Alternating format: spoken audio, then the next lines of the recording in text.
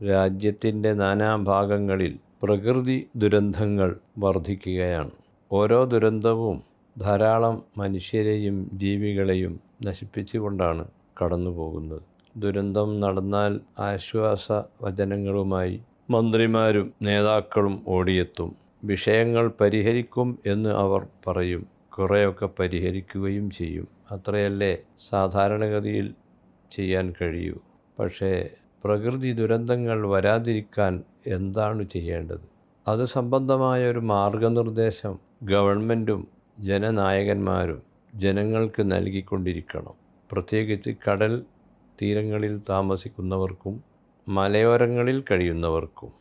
അവരെയാണ് ഇത്തരം അപകടങ്ങൾ വേട്ടയാടിക്കൊണ്ടിരിക്കുന്നത്. രോഗം വന്നിട്ട് ചികിത്സിക്കുന്നതിനേക്കാൾ നല്ലത് രോഗം വരാതിരിക്കാനുള്ള പ്രതിവിധികൾ സ്വീകരിക്കലാണല്ലോ. ആസാമിൽ വെള്ളപ്പൊക്കം പലപ്പോഴും അത് പതിവാണ്. അതുപോലെ കേരളത്തിൽ ഉരുൾപൊട്ടലുകൾ ഒരു പതിവ് പരമ്പരയാണ്.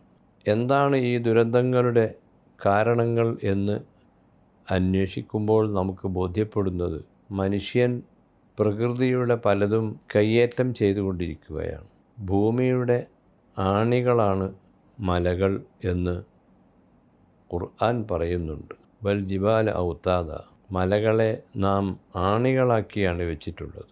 ആണികൾ പൊട്ടിച്ചാൽ ആണികൊണ്ട് ഭദ്രമാക്കിയ സ്ഥലങ്ങളും പൊട്ടിത്തകരും. മലകൾ വീടുണ്ടാക്കുന്നതിന് വേണ്ടി പൊട്ടിക്കുന്നത് ഇവിടെ എല്ലാവരുടെയും മൗനാനുവാദത്തോടെ അഭംഗുരം നടന്നുകൊണ്ടിരിക്കുകയാണ്. വീട് ഒരാവശ്യമാണ്. പക്ഷേ വീടുണ്ടാക്കേണ്ടത് എവിടെയാണ്, എങ്ങനെയാണ് എന്നതിനെപ്പറ്റിയുള്ള മാർഗനിർദ്ദേശങ്ങൾ എഞ്ചിനീയറിംഗ് വകുപ്പും പൊതുമരാമത്ത് വകുപ്പും അതുപോലെ ബന്ധപ്പെട്ട എല്ലാ നേതാക്കളും അത് ജനങ്ങളെ പറഞ്ഞ് മനസ്സിലാക്കി കൊടുക്കണം. മലകളിൽ നിന്ന് മണ്ണ് എടുത്തു മാറ്റുന്നത്, അവിടെ വലിയ ബിൽഡിങ്ങുകൾ ഉണ്ടാക്കുന്നത്, തൽക്കാലം അതിൻ്റെ ഭവിഷ്യത്ത് മനുഷ്യൻ മനസ്സിലാക്കുന്നില്ല. പിന്നീട് 1-2 കൊല്ലം കഴിയുമ്പോഴാണ് മണ്ണ് ഇളകി വലിയ അപകടങ്ങൾ ഉണ്ടായിക്കൊണ്ടിരിക്കുന്നത്. കടൽ തീരത്തും അങ്ങനെ തന്നെ.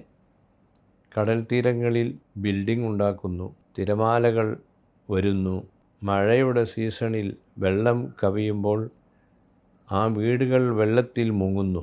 ഇതിനൊക്കെ അള്ളാഹുവിനെ കുറ്റം പറയുന്ന രീതിയാണ് യുക്തിവാദികളുടേത്. വിശുദ്ധ ഖുർആൻ ഉണർത്തി, ലഹറൽ ഫസാദു ഫിൽ ബർരി വൽ ബഹർ ബിമാ കസബത്ത് ഐദിന്നാസ്, ഭൂമിയിൽ ഉണ്ടാകുന്ന ദുരന്തങ്ങളുടെ കാരണം മനുഷ്യൻ്റെ അശ്രദ്ധയും അവൻ്റെ ധിക്കാരവുമാണ്. അതുകൊണ്ട് ഈ വിഷയത്തിൽ ജാഗ്രത പാലിക്കുക. കോൺക്രീറ്റ് കാടുകൾ സൃഷ്ടിക്കുന്ന തിരക്കിൽ പ്രകൃതിയെ മറന്നുപോയാൽ അതിൻ്റെ അനന്തരഫലം നാം അനുഭവിക്കുക തന്നെ വേണ്ടി വരും. ഈ വിഷയം ഗൗരവത്തോടെ ഉൾക്കൊള്ളണമെന്ന് അഭ്യർത്ഥിക്കുകയാണ്. അസ്സലാമു അലൈക്കും.